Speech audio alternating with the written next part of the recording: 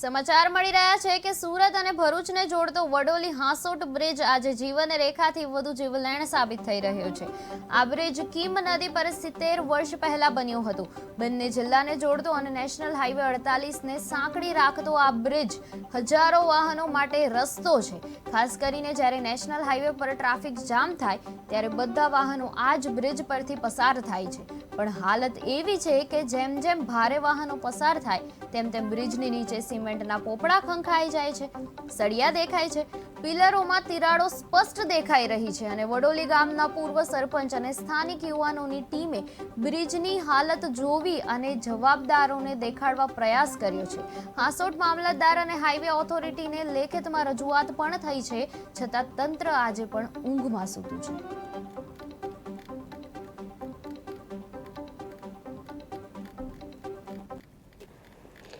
આણંદ વડોદરાને જોડતો ગંભીરા બ્રિજ ધરાશાયી થયો અને નિર્દોષ લોકોના જીવ ગયા અને ત્યારબાદ તંત્ર દોડતું થયું અને સંવેદનશીલ રાજ્યના મુખ્યમંત્રી ભૂપેન્દ્ર પટેલે આદેશ આપ્યા કે ગુજરાતમાં જર્જરિત બ્રિજોના તાત્કાલિક કામગીરી કરવી જોઈએ।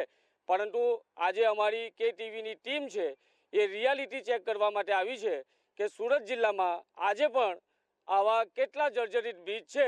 તો એમાંનો એક બ્રિજ છે એટલે સુરત અને ભરૂચ જિલ્લાને જોડતો વડોલી ગામ પાસે કીમ નદીના બ્રિજ પર 70 વર્ષ જૂનો આ બ્રિજ છે અને આ બ્રિજ જર્જરિત છે। સળિયા દેખાવા લાગ્યા છે અને હેવી વાહન પસાર થાય ત્યારે આ બ્રિજ પર કંપન આવે છે, એટલે કે આ બ્રિજ છે તે ધ્રુજી રહ્યો છે। એટલે આ બ્રિજ પર કોઈ દુર્ઘટના સર્જાય તે પહેલાં આ વિસ્તારના વહીવટી તંત્રએ જાગવાની જરૂર છે અને આ સરકાર મળ્યા પછી લોકોની કિંમત આંકે છે, પરંતુ જીવતા માણસની કદર કરવી જોઈએ।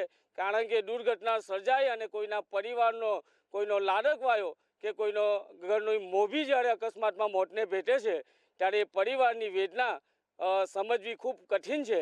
ત્યારે સરકારોએ આવી કોઈ દુર્ઘટના ગુજરાતમાં ના સર્જાય એના માટે સમયસર જાગવાની જરૂર છે।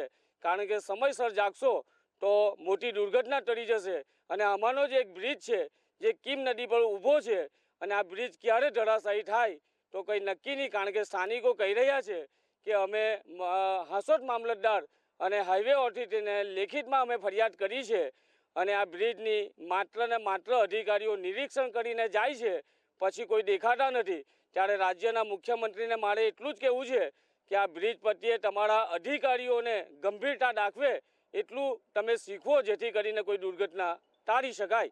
Kiransinh Gohil, KTV news, Surat. જી, આપનું નામ? હેલો, મારું નામ ઠાકોરભાઈ ઉર્ફે મગનભાઈ કાલિદાસ પટેલ છે। હું વડોલી ગામનો રહીશ છું। માજી સરપંચ તરીકે સેવા આપી ચૂક્યો છું। આપણે જે બ્રિજ છે ગુજરાતમાં ગંભીરા બ્રિજ દુર્ઘટના થઈ, આપણા ગામ પાસેથી બી બ્રિજ પસાર થાય છે, શું કહેશો? એ પણ ભરૂચ અને સુરતથી જોડતો કીમ નદી ઉપરનો આ બ્રિજ છે। એ હાલમાં એને 70 વર્ષ પૂરા થયા છે।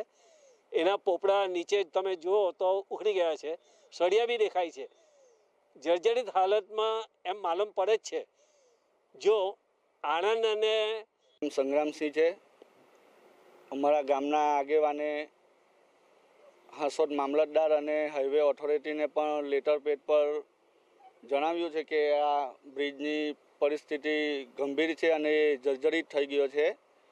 ત્યાંના અધિકારીઓ ઈંગારી નિરીક્ષણ પણ કરી ગયા છે, પણ તે છતાં પણ આ બ્રિજનું સમારકામ કે કંઈ બીજું આગળનું કામ ચાલુ કર્યું નથી।